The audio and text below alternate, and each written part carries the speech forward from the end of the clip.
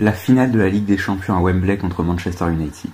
C'est la réponse que donne Carles Puyol, légende blaugrana, quand on lui demande quel est son match le plus mémorable avec le Barça. Et le moins qu'on puisse dire, c'est que cette réponse n'a rien de surprenant, puisque ce match, dont on fête aujourd'hui les 10 ans, reste ancré dans les mémoires, comme l'apogée de l'une des meilleures, si ce n'est la meilleure équipe de l'histoire du football.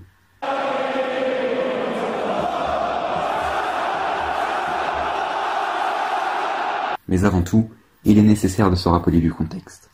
En effet, si l'on considère le Barça de 2011 comme une équipe à son apogée, c'est parce que, comme le souligne l'entraîneur de Manchester United, Sir Alex Ferguson à l'époque, cette équipe fait partie d'un cycle. Un cycle qui a commencé 3 ans plus tôt, en 2008, avec l'arrivée de Pep Guardiola. En reprenant les principes du jeu collectif de Johan Cruyff et en bénéficiant d'un effectif hors du commun, il emmène son équipe au sommet. Déjà en 2009, après une demi-finale gagnée sur le fil grâce à un but d'Iniesta dans les derniers instants, mais qui reste surtout mémorable pour de nombreuses erreurs d'arbitrage, le Barça arrive en finale de la Ligue des Champions pour affronter déjà le Manchester United de Sir Alex Ferguson, Wayne Rooney et Cristiano Ronaldo. Cette fois-ci, il n'y aura pas de contestation. L'équipe de Carles Puyol, Andrés Iniesta, Xavi, Sergio Busquets, Lionel Messi et tant d'autres l'emporte 2-0 avec même un but de la tête du petit génie argentin, un symbole qui montre qu'avec une telle équipe, rien n'est impossible. 2 ans plus tard, peu de choses ont changé. Les finalistes restent les mêmes, les entraîneurs restent les mêmes et côté barcelonais, l'effectif reste à peu près le même. En demi-finale, ce Barça-là a déjà ébloui la planète foot, en particulier grâce à Lionel Messi, le Ballon d'Or 2009 et 2010, qui vient d'inscrire un doublé, avec notamment un but légendaire en partant du milieu de terrain, lors d'un classico qui sera par la suite synonyme de qualification pour la finale.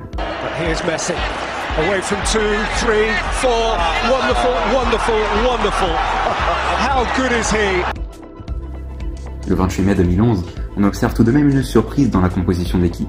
Eric Abidal, qui a subi une opération chirurgicale et qui n'a réintégré le groupe catalan que le 3 mai, est titulaire, alors que le capitaine Carles Puyol, qui revient de blessure, démarre sur le banc. Mis à part cela, Guardiola reste fidèle à lui-même. Si la titularisation de Javier Mascherano semble surprenant, on retrouve Victor Valdés au poste de gardien de but, Gérard Piqué, Daniel Alves en défense. Le milieu de terrain est toujours le même, ce qui semble parfaitement logique au vu de sa qualité technique extraordinaire, composé de Sergio Busquets, Andrés Iniesta et Xavi, homme de la finale de 2009 et capitaine ce soir-là. Enfin, si le double ballon d'or est aligné au poste de faux numéro 9, il est accompagné de Pedro et David Villa sur les côtés. En face, Manchester United pourra notamment compter sur Edwin van der Sar, Rio Ferdinand, le capitaine Nemanja Milić, Ryan Giggs ou encore Wayne Rooney et Javier Hernandez en attaque. Dans ce contexte, tous les protagonistes sont prêts à disputer un match qui restera dans la légende. Ça ne sera pas juste la finale de la décennie, ça sera la meilleure finale de la décennie, avait très justement déclaré Alex Ferguson avant la rencontre. Well, 2 years ago, it was Barca's night in Rome. Can Manchester United get the better of the Spanish side tonight? Ce match de légende a par ailleurs lieu à Wembley, sur un territoire britannique et devant plus de 87 000 spectateurs, mais cela ne suffit évidemment pas à faire de Manchester United le favori de la finale. Cependant, le premier quart d'heure apparaît comme un temps d'adaptation pour les Catalans qui ne semblent pas encore avoir trouvé leur connexion habituelle. C'est même l'équipe de Sir Alex Ferguson qui se procure les premières occasions, qui restent légères, puisque l'Imancunien ne cadre aucun tir dans ses 15 premières minutes, après s'être procuré plusieurs bons ballons. Le premier à la 3e minute après une phase de possession, le second 4 minutes plus tard pour Javier Hernandez, mais le Mexicain est signalé hors jeu, et enfin un dégagement de Van der Sar qui se dirige vers Wayne Rooney, mais la sortie de Victor Valdés permet au Barça de respirer. Toutefois, un effectif comme celui du FC Barcelone de l'époque ne pouvait rester en méforme durant toute une rencontre. Ainsi, à la 16e minute de jeu, après une récupération de Dani Alves, le ballon tombe dans les pieds de David Villa, qui transmet à Xavi, qui centre pour Pedro, mais l'Espagnol ne parvient pas à conclure malgré sa bonne position. C'est cependant le début de la domination du Barça. Ce Barça a déjà 66% de possession de balle et Messi commence déjà à enchaîner les dribbles dans la défense adverse. La machine blaugrana commandée par Pep Guardiola est lancée et ne va plus s'arrêter jusqu'à la fin du match. 20 minutes après le coup d'envoi, Villa se procure 2 occasions, à 2 minutes d'intervalle. Sa première frappe passe à côté, la seconde va directement dans les bras de Van der Sar. C'est finalement un peu avant la demi-heure de jeu que la domination est récompensée grâce à un but typique du Barça. fait de jeu collectif en trouvant les espaces parfaits au meilleur moment. Après une tête de Gérard Piqué, Xavi transmet le ballon à Andrés Iniesta. L'Espagnol réalise un 1-2 avec Sergio Busquets avant de retrouver Xavi, puis c'est un modèle d'appel contre appel qui permet à Pedro de se démarquer à l'entrée de la surface de réparation et d'ouvrir le score sur une frappe à ras de terre au premier poteau. En seulement 2 passes, les Catalans sont parvenus à aller du rond central au but adverse. Put away by Pedro, who was put in the clear by Xavi, and after that bright Manchester United start, it's a little bit like Rome here. La joie de Pep Guardiola et de son équipe n'est toutefois que de courte durée, puisque 7 minutes plus tard, Wayne Rooney enchaîne 2-1-2 avant de conclure son action par une frappe dans la lucarne pour permettre à Manchester United d'égaliser grâce à un but que l'on pourrait presque qualifier de barcelonais au vu de son style. Malgré la légère position de hors-jeu d'Hernandez, le but est lui aussi superbe et c'est le minimum pour arriver à poser des problèmes au Grand Barça. Ce dernier va d'ailleurs se procurer diverses occasions avant la fin de la première période, et à la 42e minute de jeu, Xavi et Busquets tentent une combinaison sur coup franc afin de trouver Pedro dans la surface, mais cela ne suffit pas puisque le ballon leur échappe finalement.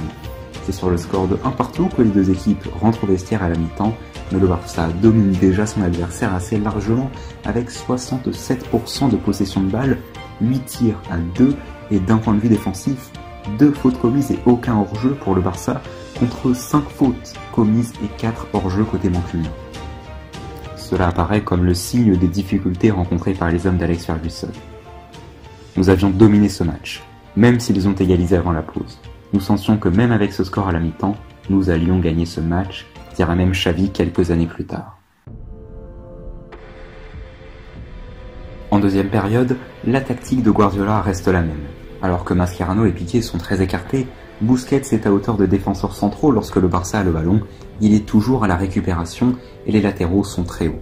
Le Barça peut alors presser haut, puis se retrouver en surnombre avec notamment Xavi qui joue les plaques tournantes et Iniesta qui vient apporter sa touche technique sur le flanc gauche. Les deux milieux permettent ensuite d'assurer le jeu collectif et d'alimenter les attaquants. Pour assurer le surnombre, Lionel Messi, positionné en faux numéro 9, décroche à hauteur de ses milieux de terrain qui lui permettent de créer des décalages au cœur du jeu et non pas seulement sur les ailes. Ainsi, David Villa peut à tout moment quitter son aile pour plonger dans l'axe et profiter des caviars des créateurs. Enfin, ce sont la qualité technique et la possession de balle qui permettent au Barça de dominer, comme en témoigne le taux de passes réussies qui atteint 89% le 28 mai 2011. Ainsi, il ne faudra pas longtemps au Barça pour reprendre l'avantage. Si à la 52e minute, les tirs d'Alves et Messi ne permettent pas au Blaugrana de reprendre l'avantage, 2 minutes plus tard se produit ce que tout le monde attendait. Après une séquence de possession catalane, Andrés Iniesta trouve Lionel Messi, l'Argentin avance pour se retrouver à 20 mètres du but adverse et tirer avec son pied gauche. Le Barça repasse devant pour mener 2-1.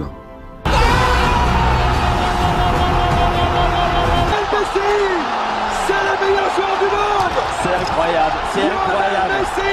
Inevitable. The latest in a long, long line of headline goals from the world's greatest footballer. He is a phenomenon. Le génie vient de marquer son 12e but en 13 matchs de Ligue des Champions cette saison. Ensuite, la domination barcelonaise est totale. Les Catalans enchaînent les frappes comme avec Messi, Xavi à la 66e minute à la suite d'une séquence de possession de 58 secondes pour 22 passes, Iniesta, et puis à la 69e minute de jeu, Messi dribble à nouveau la défense adverse, perd le ballon qui revient vers Busquets. Le milieu défensif le transmet ensuite à Villa à l'entrée de la surface qui contrôle, puis place parfaitement sa frappe. Brilliant. Brilliant Barcelona. David Villa gets in on the act. C'est formidable, Arsène. Avec Vicente, on n'a pas connu Pelé, mais on est fiers de voir ce Barcelone cette année-là, parce que c'est exceptionnel. And they found a way through again, Pep Guardiola's. Le Barça mène désormais 3-1, le break est fait et permet aux joueurs d'entamer sereinement les 20 dernières minutes du match. À Wembley, les supporters chantent l'hymne Blaugrana et malgré une tentative de Nani à la 85e minute, la fin du match ne semble être que le début de la célébration. David Villa est ovationné lors de sa sortie à quelques minutes de la fin, tout comme Carles Puyol qui entre peu de temps avant le coup de sifflet final. It's Barcelona's fourth triumph, their third in the last 6 years. C'est fini, Barcelone, champion de ce génie entre autres, grâce à David Villa, grâce à Pedro. On s'est régalé à Wembley. For their celebrations which start now, and Wembley is hallowed ground for Barcelona again. See a scorer. Villa a scorer in the second half as they pulled away from Manchester United, and Sir Alex accepts it with good grace. He knows that they've been beaten by the best in Europe in the new stadium. C'est la fin du match, c'est une victoire 3-1 pour le FC Barcelone qui s'offre une 4e Ligue des Champions. Après celle de 1992 remportée par l'équipe de Johan Cruyff, celle de 2006 remportée par l'équipe de Frank Rijkaard, celle de 2009 déjà remportée par l'équipe de Pep Guardiola. Alors que son équipe n'a cadré qu'un seul tir contre 12 côtés adverses, Sir Alex Ferguson reconnaît la supériorité de son adversaire en allant même jusqu'à dire « C'est la meilleure équipe que j'ai vue, tout le monde le reconnaît, il mérite ce grand moment ». Pour le commentateur anglais d'ITV, ce fut un privilège de voir une autre masterclass de la part de la meilleure équipe de sa génération, les meilleurs de leur ère et peut-être même les meilleurs de tous. Et c'était too good, too much pour l'équipe de Sir Alex Ferguson ou pour n'importe quelle équipe, nous dirons à nos petits-enfants que nous avons vu ce Barcelone-là. Clyde Tinsley a tout résumé. Comme un symbole, c'est Eric Abidal qui a l'honneur de soulever le trophée. Un autre symbole, c'est le match lui-même, celui de l'apogée de l'une des plus grandes, si ce n'est la plus grande équipe de tous les temps, qui durant toute une saison, même toute une période, a marché sur l'Europe grâce à sa qualité de jeu, et durant 4 ans a impressionné le monde du football en réalisant notamment le fameux sextuplé de 2009. Nous aimerions que dans les 10-15 prochaines années, les gens se rappellent de cette équipe, disait Pep Guardiola en 2011, et aujourd'hui, les fans se rappellent de cette équipe comme d'une équipe unique. En 2012, lors du départ de l'entraîneur catalan, le président du Barça, Sandro Rosell, déclare en conférence de presse « Merci Pep, tu resteras le meilleur entraîneur de l'histoire de notre club. Pep, du plus profond de mon cœur, merci. » 9 ans plus tard, malgré une Ligue des Champions remportée haut la main par Luis Enrique en 2015, on ne peut que lui donner raison.